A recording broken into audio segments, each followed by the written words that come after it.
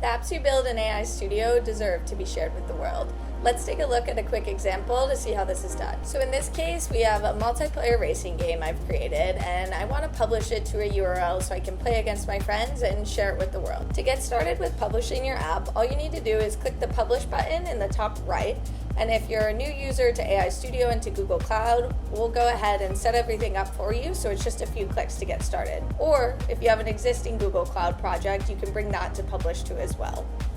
Once you add a few details about your app, you can click Publish and you'll have a live URL ready to share with friends. Your app will always be defaulted to the free tier of Google Cloud Run, so there's no cost to you unless you go beyond those free thresholds. And if you need inspiration for what to build next, go ahead and check out the App Gallery in AI Studio, where we have a ton of different app examples that you can also remix to add your own twist. Once you've gone through this flow and published your app, drop a link in the comments to your app. We'd love to see what you're building.